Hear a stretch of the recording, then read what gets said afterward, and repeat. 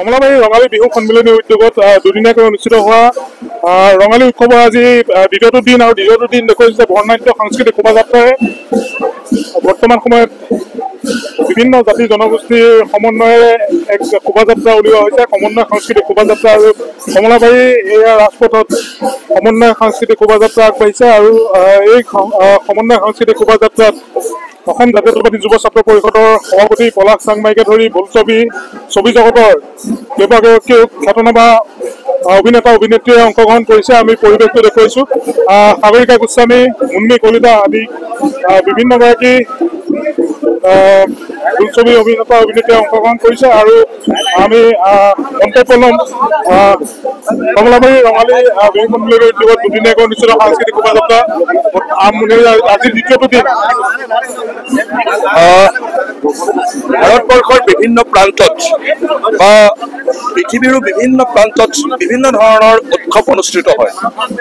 কেৱল যে আমাৰ অসমতে উৎসৱ অনুষ্ঠিত হয় তেনে নহয়, বিহুৰ দৰে প্ৰায় একেই অনুষ্ঠান ভাৰতবৰ্ষৰ বিভিন্ন প্ৰান্তত অনুষ্ঠিত হয়। কিন্তু সেই অনুষ্ঠানবিলাকৰ আৰু আমাৰ জাতীয় উৎসৱ বিহুৰ মাজত পাৰ্থক্যটো কি, সেই কথাটো আমি যদি বুজি পাওঁ তেনেহ'লে আমাৰ জাতীয় জীৱন সমৃদ্ধ আৰু শক্তিশালী হ'ব।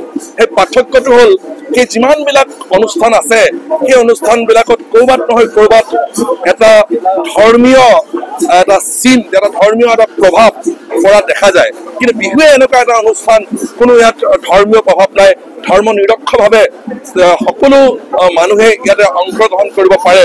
আমি যদি চাওঁ ফাকুৱা উৎসৱ ভাৰতবৰ্ষৰ বিভিন্ন প্ৰান্তত অনুষ্ঠিত হয়, কিন্তু সেইটো এটা নিৰ্দিষ্ট ধৰ্মৰ উৎসৱ। আমি যদি চাওঁ দুৰ্গা পূজা ভাৰতবৰ্ষৰ বিভিন্ন প্ৰান্তত অনুষ্ঠিত হয়, এটা নিৰ্দিষ্ট উৎসৱ। তেনেধৰণে আমি যদি খ্ৰীষ্টানসকলৰ বৰদিন, তেনেধৰণৰ বহু উৎসৱ, সেই উৎসৱবিলাক কেৱল এটা ধৰ্মৰ মানুহে অনুষ্ঠিত কৰা উৎসৱ।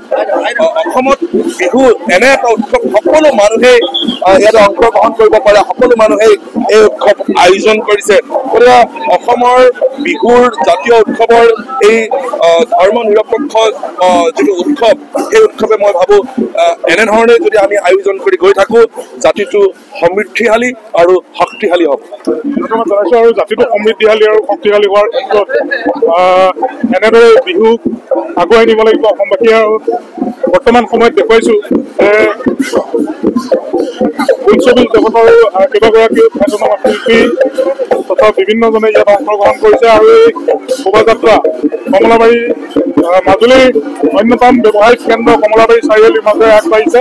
পৰিৱেশটো দেখুৱাইছোঁ যে সাগৰিকা গোস্বামী মুন্মী কলিতা বিভিন্ন উদ্বোধনী অনুষ্ঠানৰ পাছত এনেদৰে আগবাঢ়িছে। আৰু আমি দেখুৱাই যাম যে ইয়াত সকলোৱে অংশগ্ৰহণ কৰিছে, জাতি জনগোষ্ঠী সমন্বিতে অংশগ্ৰহণ কৰিছে আৰু আমি পৰিৱেশটো দেখুৱাই গৈছোঁ।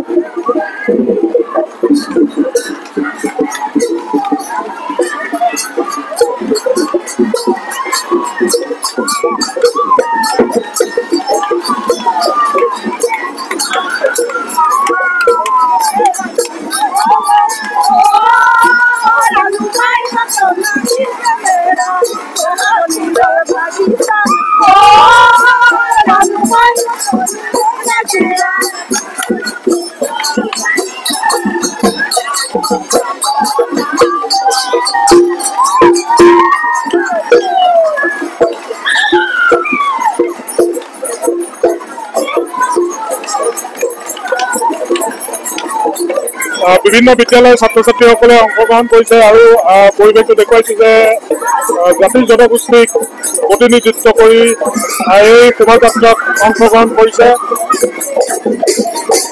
ইয়াত বিভিন্ন জাতি জনগোষ্ঠীৰ কৃষ্টি সংস্কৃতিৰ সমাহাৰ ঘটিছে এই শোভাযাত্ৰাত।